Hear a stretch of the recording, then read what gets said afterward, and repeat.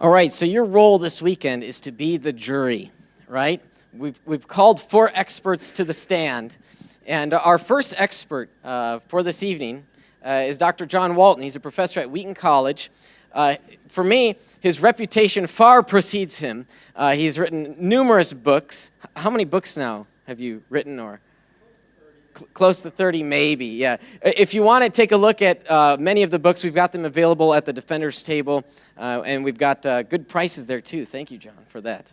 And so he's first up tonight with his perspective on the issue of genocide in Scripture. Please join me in welcoming him.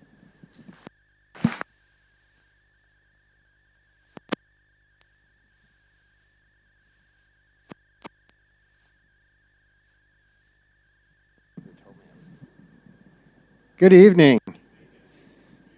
Prepare for a mistrial. I'm just going to move these things out of the way.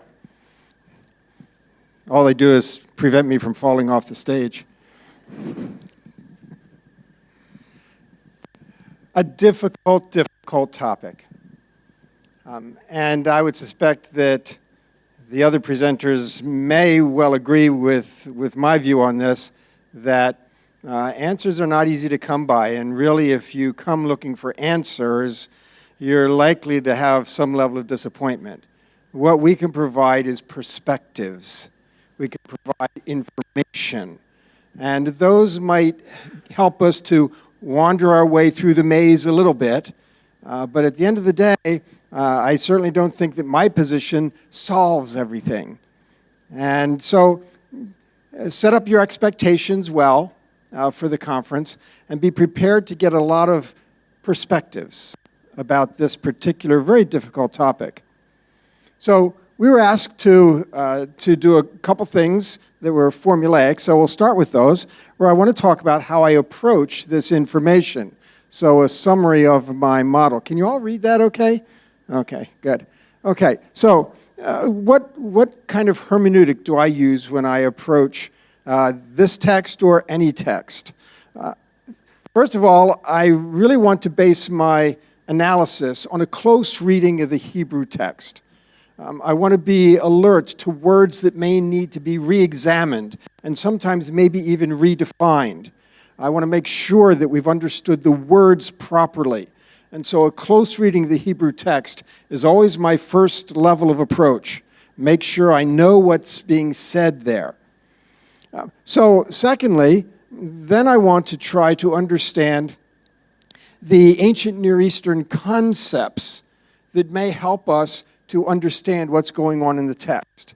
Again, I work with the assumption that the Bible to the Israelites is embedded in an ancient culture. That doesn't mean that we immediately think it's indebted to pieces of literature from that culture. That's another discussion. But what I work at is the idea that it's embedded in the ancient world. After all, it can't be culture free. It's located somewhere. It's not just floating free of all culture, and we certainly can't assume that it's embedded in our culture. It's embedded in an ancient culture, and therefore I have to try to become aware of concepts in the ancient world that can help me to understand what's going on.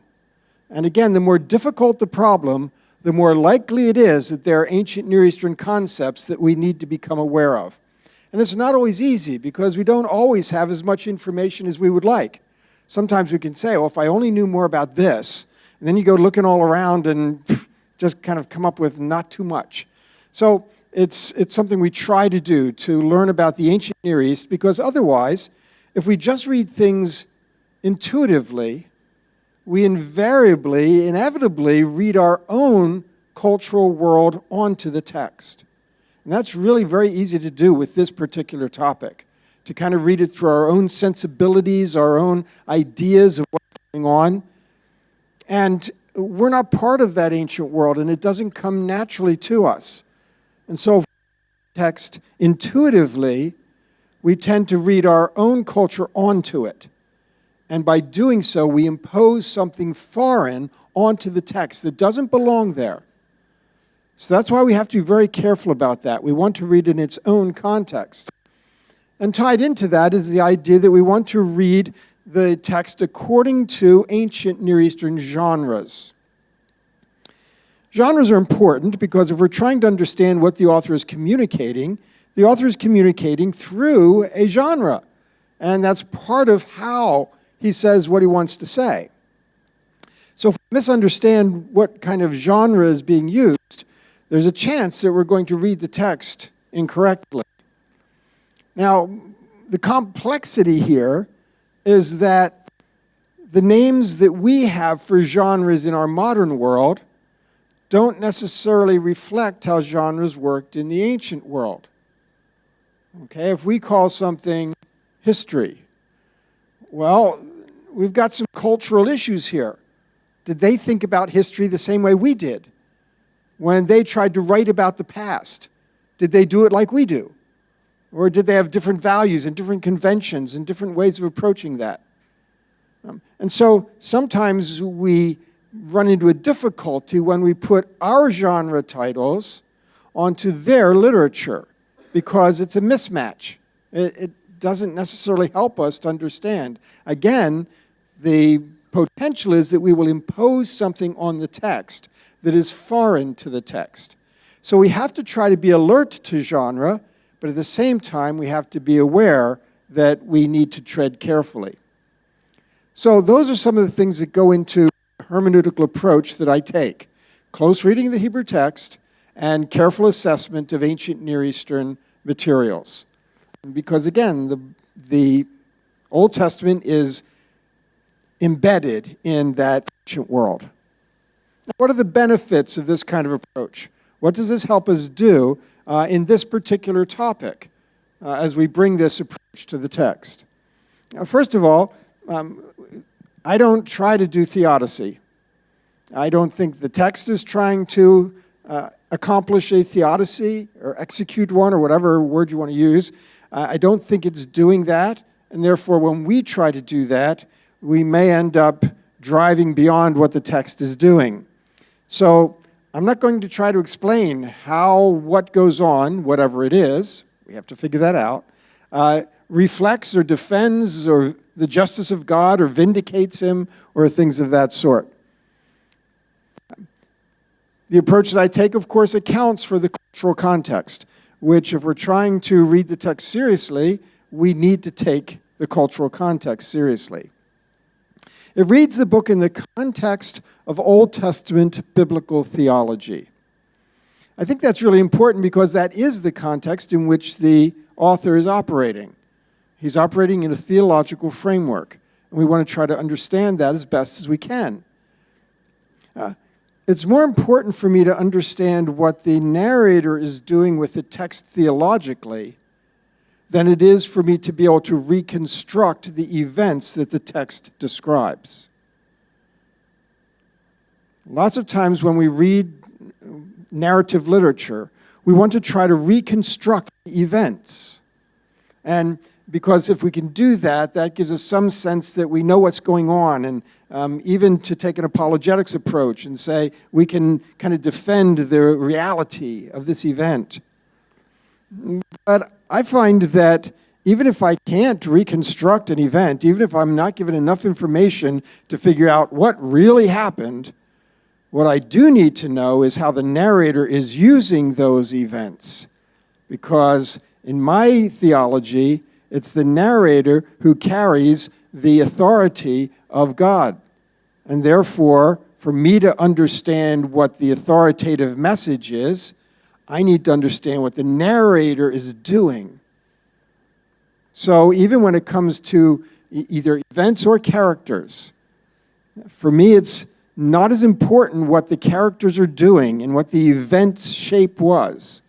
That's not as important as what the narrator is doing with the character and the event, and what God is doing through the character and the event. So my focus is typically going to be on the theological use in the text itself. It can also help us to avoid misleading parallels, and I think that in this particular instance, it's a misleading parallel to say what is happening to the Canaanites as they are forced out of the land is the same kind of thing that's happening to the Israelites when they go into exile. It has a similarity in that they're both cases where people are leaving the land. But I think that's pretty much where the similarity stops, and we really can't understand the conquest by the light that might be shed by the exile. So again, this helps me kind of sort those out theologically. I mean, it's the biblical theology that we can keep in shape while we're going through this. And again, it helps avoid anachronistic parallels. Lots of times when people talk about the conquest, today they might talk about jihad or holy war, modern issues, modern concepts. And we don't want to fall into that trap of thinking that what's going on in Joshua is the same thing as these modern political, social phenomena. So again, we want to avoid that anachronism. So those are some of the things that I think are benefits of the particular method that I pursue. Now at this point, what I want to do is go briefly through the main points that I would maintain as I try to work through this. And so we'll move to the, that's another one. I forgot that one. Put that one on at the last minute. That also says that this is not necessarily going to play into our understanding of applied ethics. Again, as I see it, this section of Scripture is not trying to deliver to us an ethical system or an ethical awareness that will help us think through that issue. So again, these are things that people like to do with it, but I don't think that it's doing that. Okay, so the points that I'm going to develop very briefly now are just a couple of the main points that I develop in The Lost World of the Israelite Conquest. You can see that this is a book that I did with my son, and he did a lot of it. So I wish he were here standing next to me, because some of the questions that come, oh no, he's not here. There was a team effort, and he did a lot of the work with it as we worked together. So what are some of the key points that I tried to develop?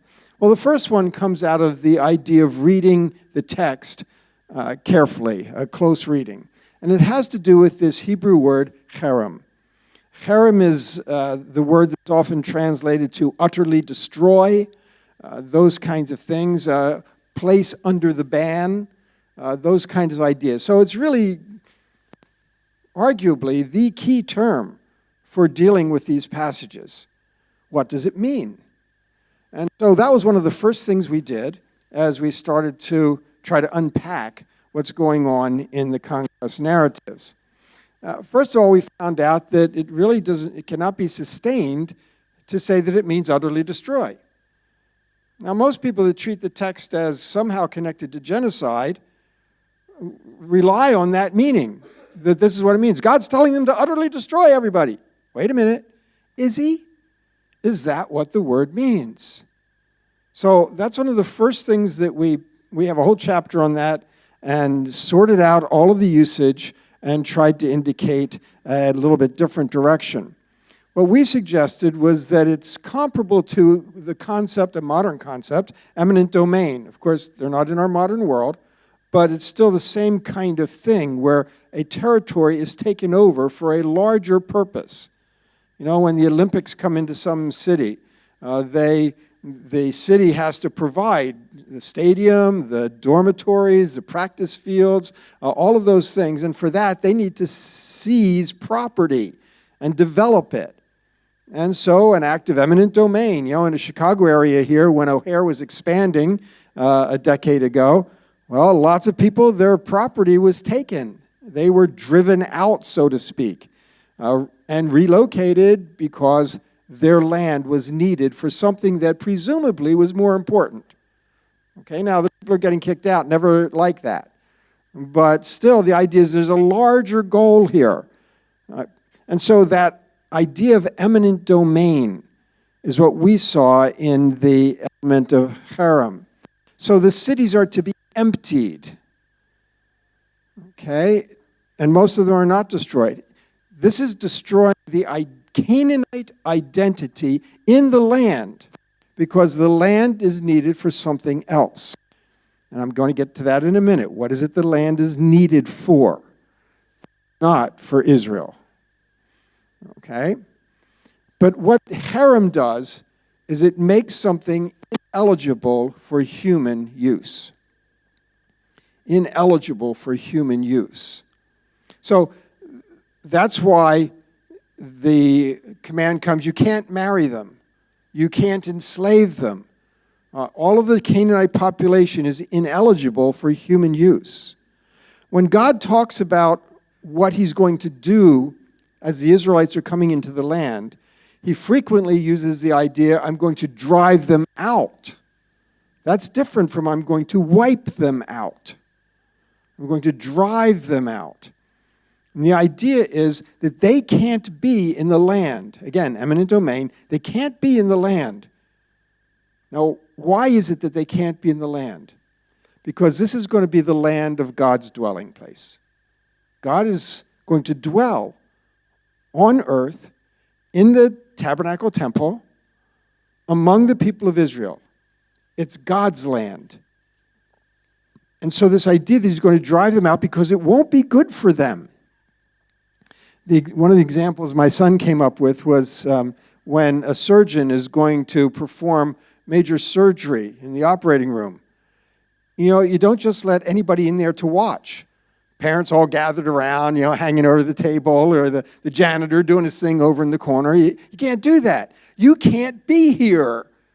It's just not appropriate for you to be in this place. You will jeopardize the operation. Okay? So in that sense, that inappropriateness. So ineligible for human use. The cities are emptied. Now, God gives them back the cities, and that's another issue which we won't get time to go into tonight, but we deal with that as well in the book. So that's one element, the Hebrew study of Harem, and trying to understand what it means and what the implications are. Remember in the New Testament when Jesus sees the money changers in the temple, and he drives them out. That Greek word's the same Greek word in the Septuagint for what God is doing to the Canaanite population. Okay? It's not, Jesus isn't punishing them. He's not telling them that they can't do what they're doing. It's just they can't do it there. This is a house of prayer. You don't belong here. Out you go. Remember that he drives out both the money changers and their customers. The money changing was essential for the operation of the temple the way it had been set up. It's just you're not supposed to do that here. And he drives them out. Okay, so it's that idea of it's not good for you to be here. For the Canaanites, it's not good for them to be there because they will have a negative impact on Israel. And Israel can't afford to have a negative impact on them because they're vulnerable and because they're called upon to be hosts for the presence of God. And so Canaanites can't be there. And of course, it turns out that's exactly what happens because the Israelites don't drive them out, and they do have that impact on the Israelites, and that's problematic. So, then we move to the conquest accounts of the ancient Near East. This is that part where we start talking about some of the literature and concepts of the ancient world.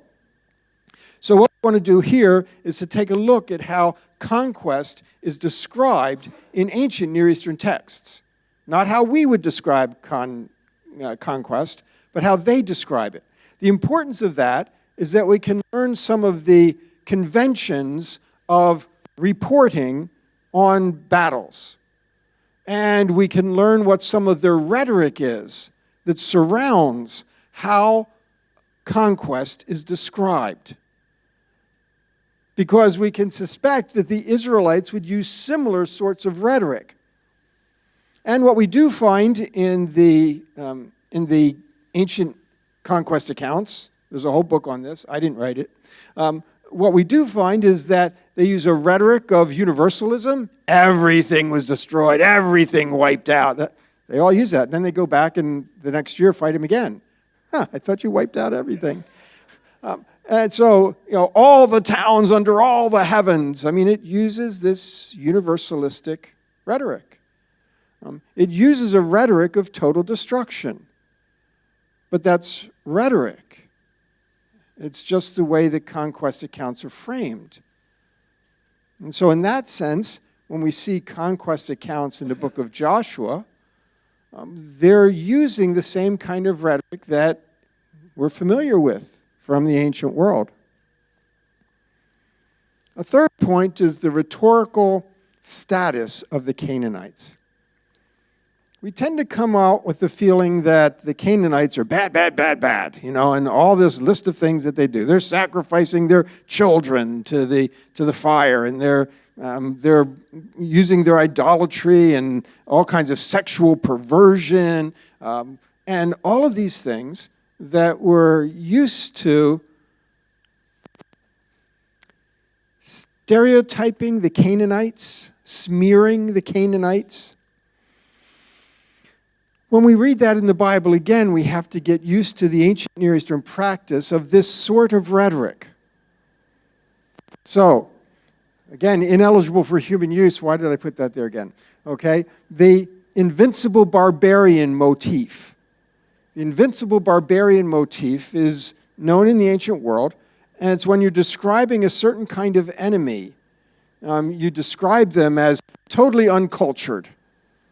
And it's a stereotypical kind of description of all of the lack of culture. They're barbarians, but you can't defeat them. And the usual response is that the gods have to defeat them. And so the Canaanites are kind of described using this kind of rhetoric. There's no specified indictment of specific acts that were witnessed. This is the broad rhetoric of the invincible barbarian. So again, we shouldn't think in terms of, in my mind at least, some others are going to disagree with that perhaps, we shouldn't think in terms of the Canaanites deserved it. They deserved what they got. God is just doing judgment for people who are criminal and perverted and all kinds of bad things. So they deserved it.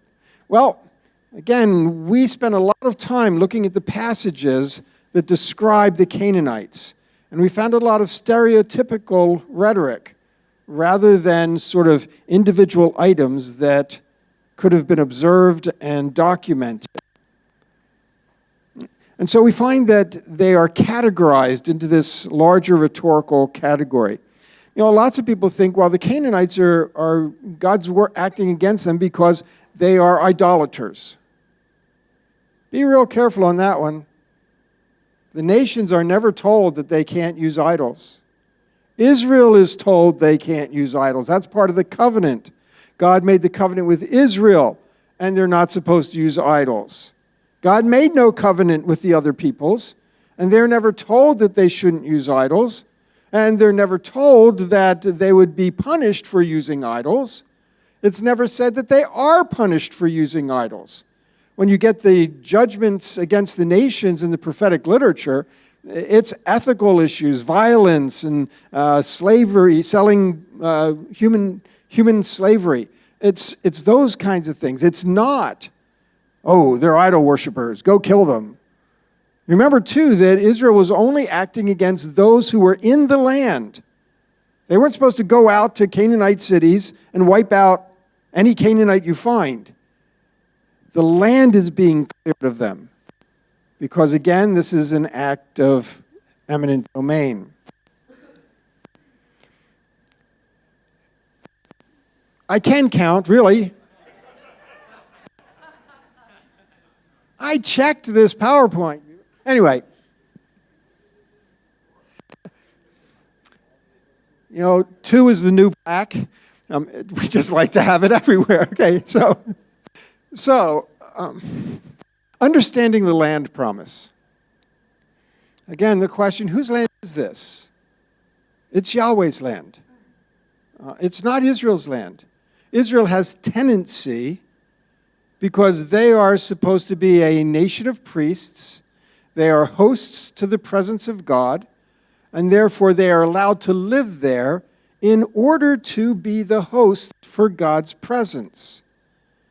God had promised them a land connected to the covenant, but in my view, in my interpretation, they are promised that land because God is going to dwell there. That's its importance. It's not a political holding. And again, if we look more carefully in the ancient world, we find out that land ownership is a very different thing in the ancient world. But they are there to be the hosts of the presence of God. And so when we think about the land promise and what's going on with the land promise, again, it gives us a different sense. There's something theological going on here with God's dwelling place. It's not something with political, with get out of this land because we're going to possess it. So again, trying to read the theological as well as the ancient Near Eastern elements. What number's coming out? Oh, another 3. Okay. When everything's new. When we think about theologically what's going on, we developed the idea that this is a recapitulation of creation. Creation, as I understand it, is largely an order-bringing event. God is establishing order in the cosmos, and he's ordering the cosmos for a particular purpose. He's ordering the cosmos as a place where he will dwell. So in Genesis 1, I talk about that being sacred space, God's dwelling. God rests. When God's rest in the ancient world, they rest in temples. When God's rest in temples, they don't rest on a bed or a couch. They rest on a throne. And so God is ordering the world to act as a place where he will be present, living among his people. An order-bringing act with God's presence as the objective. Now, in that way, I would say that this conquest is recapitulating creation. God is bringing order to the land, and therefore he's driving out those things which are contrary to order. That doesn't mean that they're sinful. That doesn't mean that they need to be destroyed. It means that they are contrary to order and need to move out. If they refuse to, yes, there will be death. Okay, but they need to be moved out. And so that takes place. You know, I couldn't help thinking about this. I didn't plan this, but here I'm going. A couple weeks ago, we developed a little difficulty with ants in our house. Okay, little sugar ants wandering along the baseboards, and up onto the kitchen counters. We said, that's not going to work. That is disruptive of the order for our house. They don't belong in here. Okay? And so we set up the little borax with sugar things, and the ants take them, and then they take them back to their holes, and they all get dead. Now, I have nothing against ants. Ants are wonderful little creatures. They're amazing, but they don't belong in my house. Okay? And so we worked to reestablish order in our house, and that meant killing a lot of ants. I don't know if that analogy works or not, but I couldn't help thinking about it. They don't belong there. Okay, so an order-bringing activity. So that's part of what we tried to develop. Not going to do that one. So that kind of gets us through some of the major points. Again, we want to be careful to say these texts are not just about go kill everybody. But likewise, it's difficult to read them in our approach. It was difficult to read them in terms of somehow justifying God's justice. Of course, we believe that God is above reproach in that regard, but these texts aren't trying to establish that aspect. They're not trying to give you the wherewithal to defend God's reputation. When we talk about, in the book, so what is the application of this? Certainly it's not applied by affirmations about God's justice, in our view. It's not by giving us some kind of theory of just war. It's not trying to talk about political rights to land. It's not trying to establish a model for holy war or somehow justify genocide or bloodshed in war. It's not doing any of those things. When we think about application, we think about the idea that we as God's people are trying to get rid of the old man, the old person, the old self. We are driving that out of our lives because we are crucified with Christ, and yet we live. So the idea that God's presence is in us to bring order to our lives as people living in the presence of God, of being hosts to God's presence, we want to annihilate those aspects of the old nature so that we become more the kind of people God wants us to be. That's the kind of parallel we would draw for an application of these points. Well, there's a whole lot more we could talk about, but that gets us the basics of our approach. So I hope that helps you think about it more. If you're interested, of course, you can always get a hold of the book.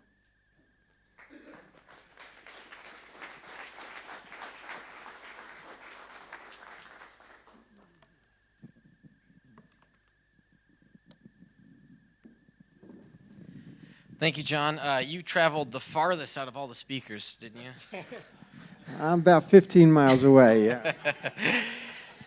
All right, so if some of you have questions for Dr. Walton, even during this session, I'm monitoring here. I've got a few questions of my own and some even prepared.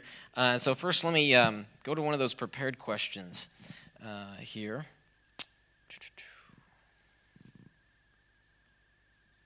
Okay. One of the reasons I had for bringing in these multiple perspectives was to, in application, look at sort of the apologetic methodology. And so let me ask you here, what would you think here if we had to apply it to our context today? How does this understanding help us in our conversations with non-believers? Well, it doesn't help us at all if we're trying to think about warfare, like I said, just war and genocide and jihad and holy war. It doesn't help us at all because there's nothing else like this. There's no other situation of God dwelling on earth among a people in his land. So it doesn't do anything for us in that regard. For apologetics purposes, if you're thinking in terms of the skeptic who wants to say, you know, what a monstrous God you have. My first level response to that is you need to read the text more carefully. You need to see what's really there. You're using your own impressions and your own intuition to read the text, and I believe you're probably making something out of it that it isn't.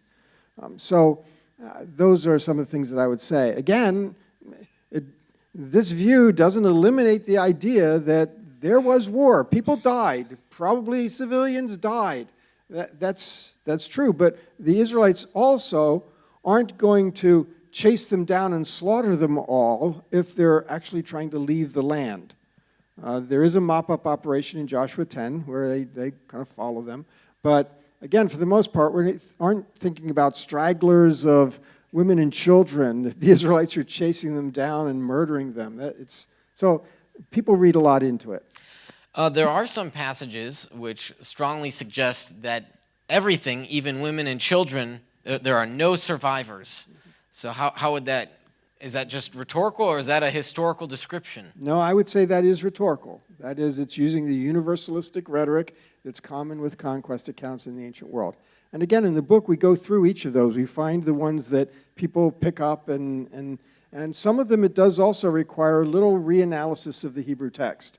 But other times, it's just a matter of recognizing the universalistic rhetoric. So when, and this will be a follow-up to that. So when Yahweh commands to kill, even the women and the nursing, say in 1 Samuel 15, or you even have a reference even later in the chronology of the Old Testament, I think in Hosea, is he also just being rhetorical to that people group in their time period? There may be.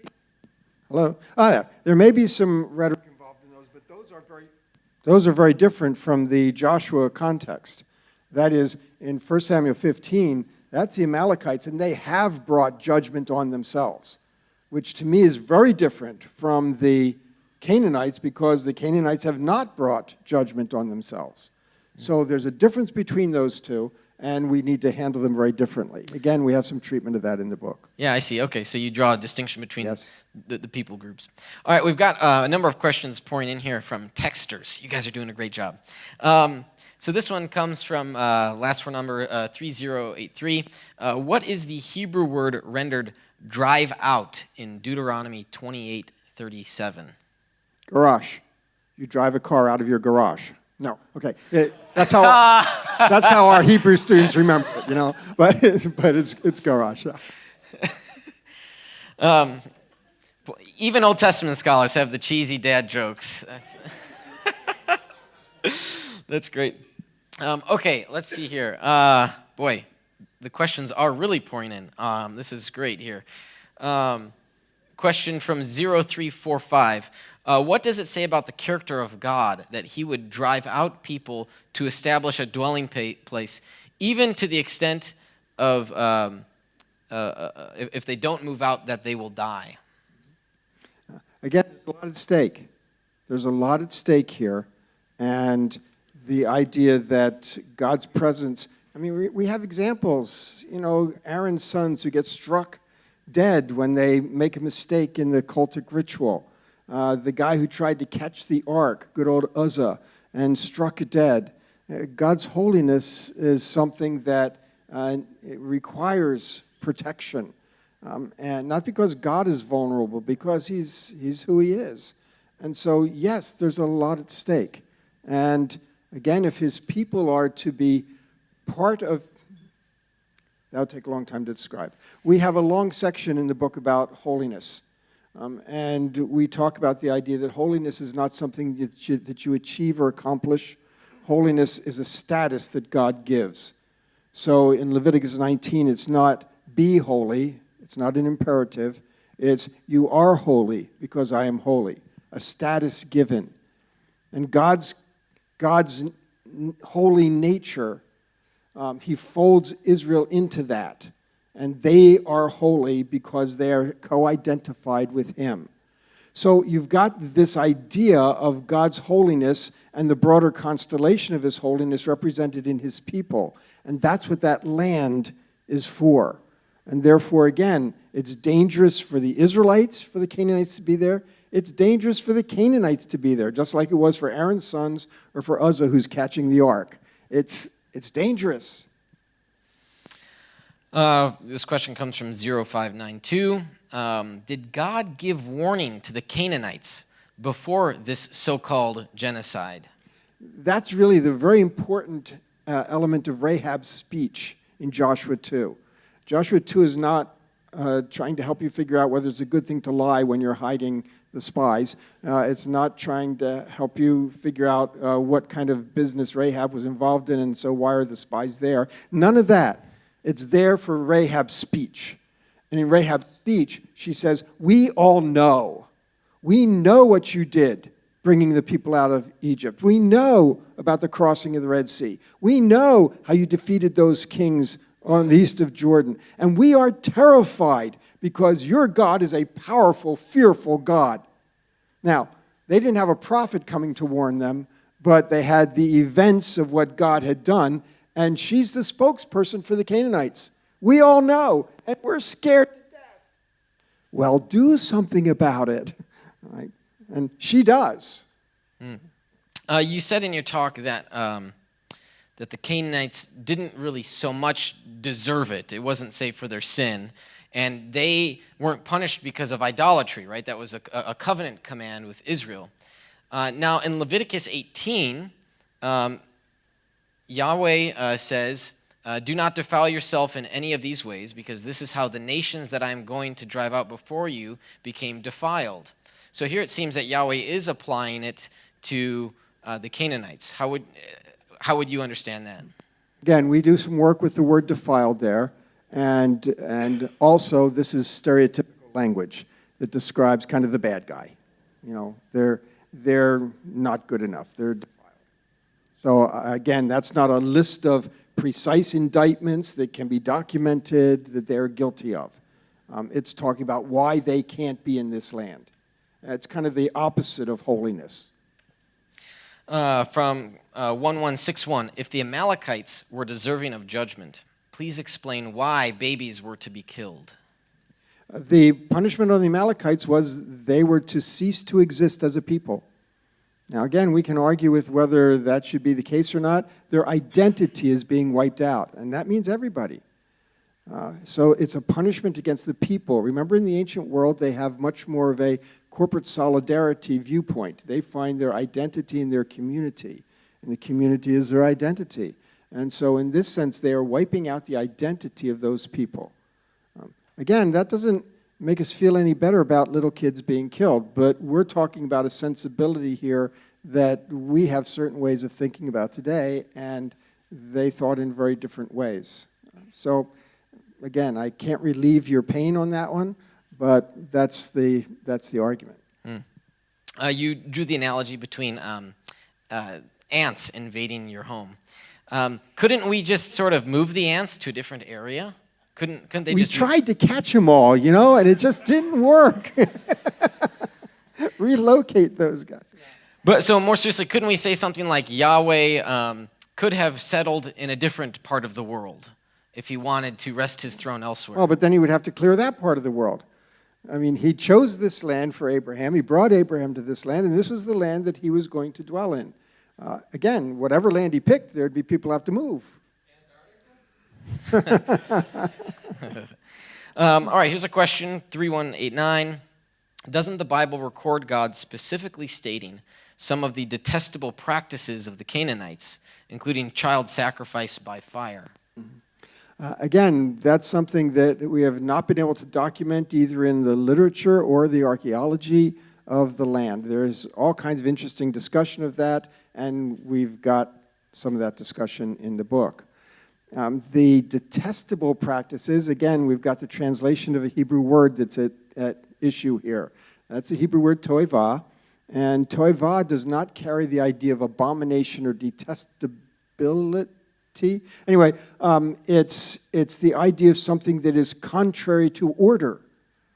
Toivah is always something contrary to order. God is trying to establish order for Israel in connection with the covenant, order in the world because Israel is a light to the nations to bring this God to the world. But toivah are things that are out of order, and therefore they need to be brought into order or moved out of the ordered territory.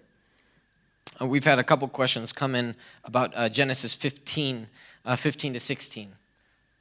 Yeah, we spent a whole chapter on that one, and found that 3 of the 8 words needed to be retranslated.